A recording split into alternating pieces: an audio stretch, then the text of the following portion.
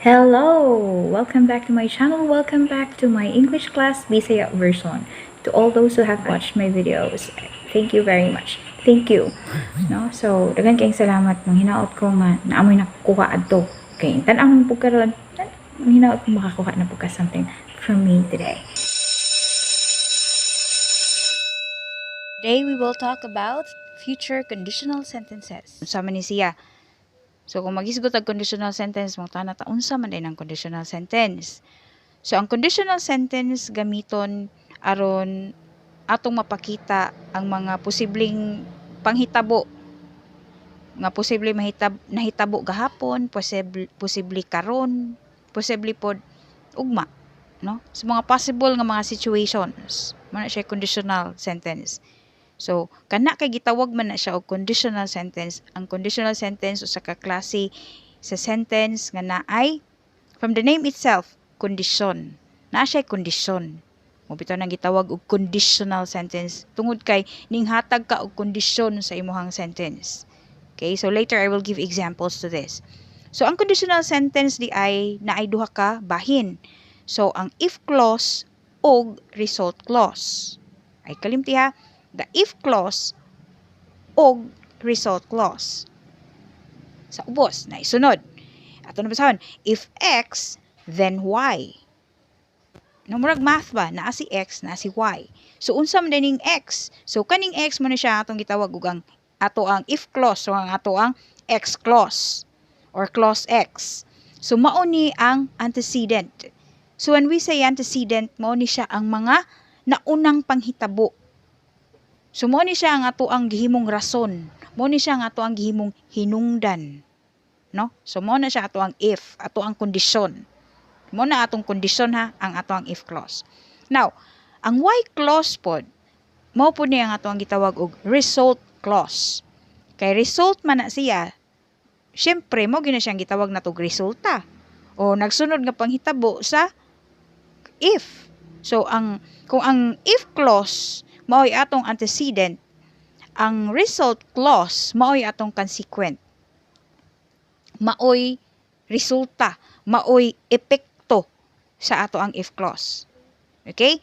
So, ang conditional sentence nagpakita sa mga posibleng musunod nga panghitabo or sa mga posibleng mga musunod nga mga panghitabo or epekto binase rapod sa imong gihatag nga kondisyon o binase sa mga pangagpas kana bitong kondisyon nimo sa imong naunang panghitabo o imong kondisyon or imong gihimong hinungdan.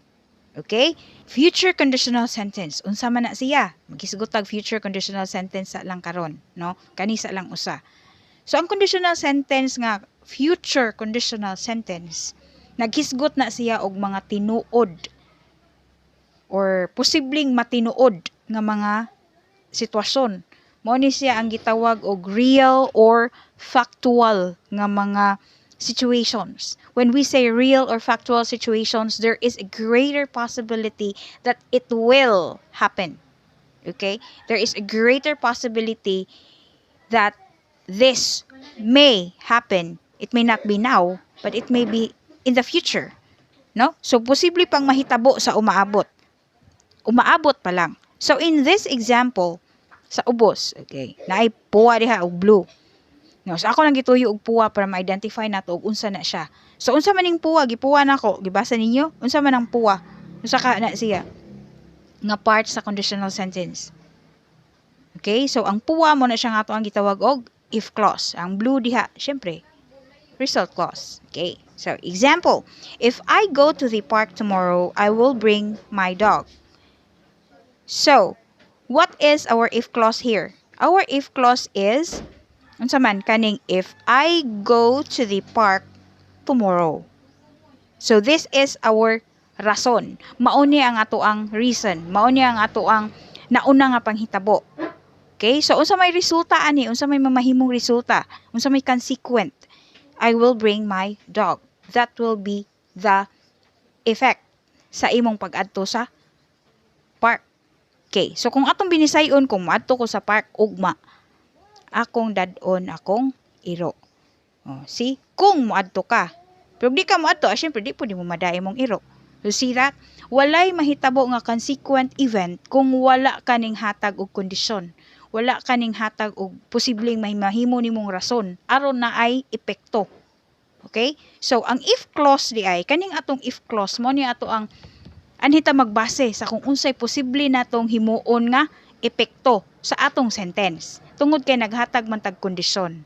Okay, so conditional sentence again, the if clause, sa if clause naghatag ka og kondisyon. So sa result clause, mao na ang resulta sa imong kondisyon. Diba? So yun ra, okay na. Sunod, sa future conditional sentence, naagi tay, di lang kay sa future, basta conditional sentence naagi na if clause na ay result clause. Sa if clause, pwede nato gamiton diha, of course, if plus the present form of the verb. Present na siya, dili pwede past. Okay? So, if plus present form of the verb. Remember that always. Now, sa result clause, unsa may naa diha, pwede duha ang atong posibleng gamiton. Pwede gamiton nga isumpay nato sa if clause. Pwede nato gamiton sa result clause ha. Pwede nato gamitan og future form og kaning modal form. So, unsa maning future form? Unsa may gamiton nato ani? We will use shall or will plus the base form of the verb. Okay? Mahimo siya murag future tense ba sa verb. No? So, unsa may future tense pananglitan sa verb nga go? Di ba? Will go. Oh. So, will plus the base form of the verb nga go. So, will go. Muna siya ato ang future form. Same with the modal form. Ang modal form, natay mo gamit tag can or may plus the present form of the verb or the base form. So, unsa may mahitabo? You have can or may, say for example, can or may go. You see that? Go is the present tense of the verb go, of course. So, can or may plus the present tense of the verb. Ano? So, example. In this example, we have, if you come with me, I will treat you for dinner. So, unsa may binisaya nato? You see that? Kung mukuyog ka nako, ako kang librihog panihapon. No.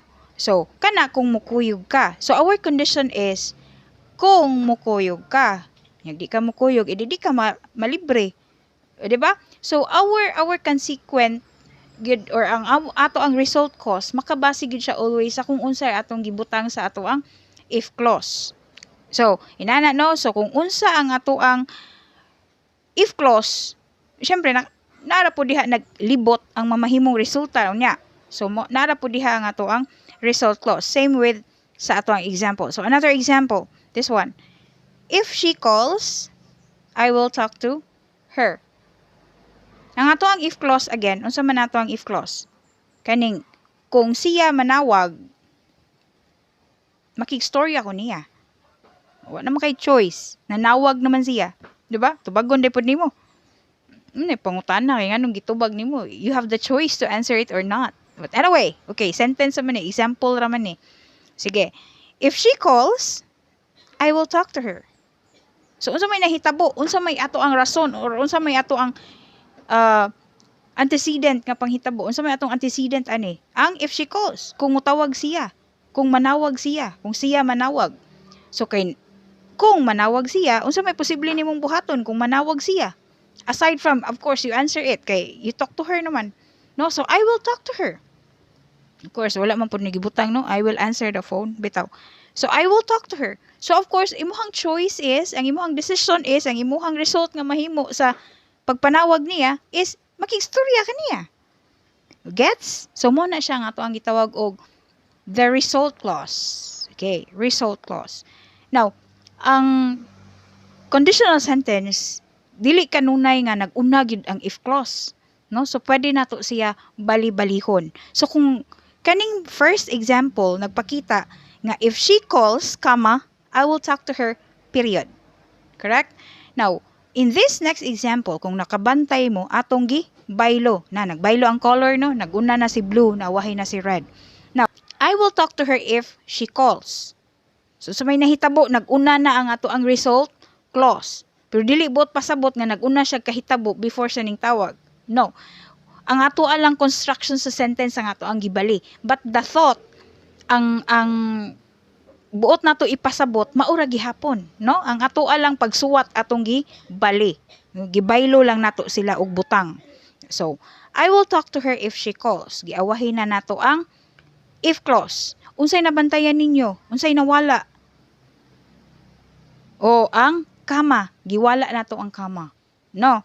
Walaon na nato ang kama basta si if clause di ana sa awahi. Pero kung mag-una gani si if clause same as the first example, atong butangan og kama.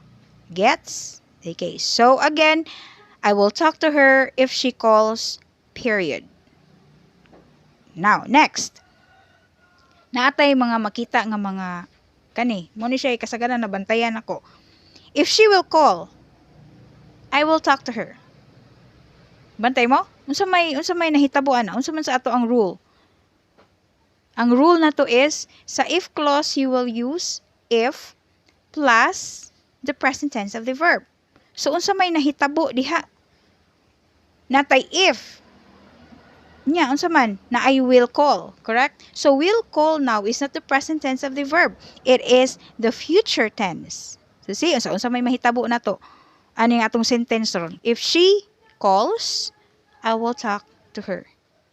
So, walay mangutana ha, nganong, or naagyod mangutana nga, nganong na-calls naman na ma'am, nga sa imuhang kuan, if she calls, if she will call man niya, will naman kahikuhaon, gidungagan man nun imog S. Okay, simple. Atong gibutangag S si call because our subject is singular. Atong gibutangag S si call kay unsa may atong subject? She. Pila man kabuok si she? Usa duha. Usa sa ato pa kay usa ra man. So ang ato ang verb di ay kay singular atong subject, atong verb is in the S form. So na ay S, no? So she calls. Okay na? Klaro na. So if she calls, I will talk to her. Okay? So mo na to siya, nahuman na ta. Basta interesado ta, ganahan tang makat-on, dali ra jud kaayo kana bitaw magduwa man ng ML, dali ra man, no, nga lisod man jud ako'y patan-awon. Yun kay ganahan man ta sa usa ka butang, dali ra jud kay na. So again kanang module, dali ra kay na oy bisan pagbaga pa kay na. Dali ra kay na. No need to be stressed with those modules. No, ay stress diha, bawal ang stress, no? Bawal ang stress sa panahon karon. Napad sa COVID, mas stress pa jud ka, asa nag-stress. So kung wala ka nakasabot, tan-aw lang balik ang video or comment na lang or contact me. My details are on your modules. Kung naamoy mga pangutana, just feel free. Ayaw uwaw, bawal ang mauwaw, no? Kinapabaga ta karon. So again, ang importante para nako as your teacher, I am not more into kung daghan mong nahuman or daghan mong naansiran anang inyong module. Ang importante, naamoy, nakatunan. Bye-bye!